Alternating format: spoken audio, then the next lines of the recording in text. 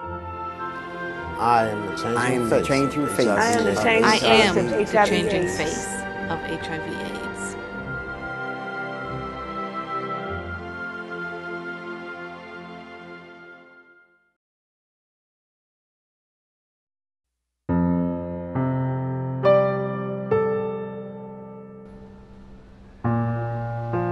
In terms of HIV, sometimes the stigma is worse than the disease itself. It's just like any other disease, but unfortunately we're judged harshly.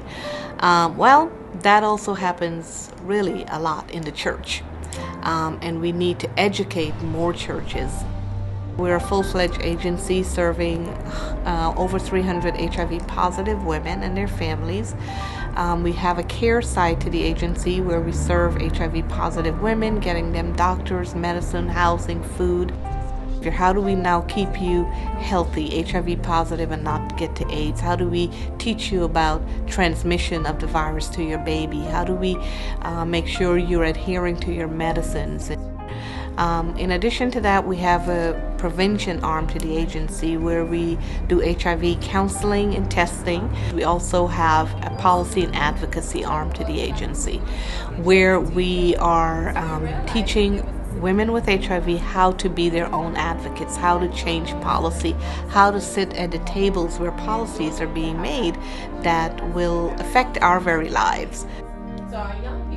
One of the things that we want to ask all churches to do is at least say something embracing and loving about HIV from the pulpit that gives your congregation the impression that you are not judging the people with HIV.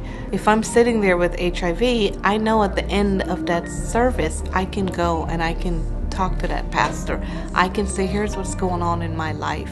Here are some of the difficulties I'm dealing with. Here are some of the things that I need help with. But if I don't get that, if I get the feeling that if you don't say anything, to me that I'm not sure where you are on the issue. So I want to just make sure that we understand that we all serve a loving God, a kind God, an embracing God. I think that what I've learned from the church is that we must love each other and take care of each other regardless of what illness that person has.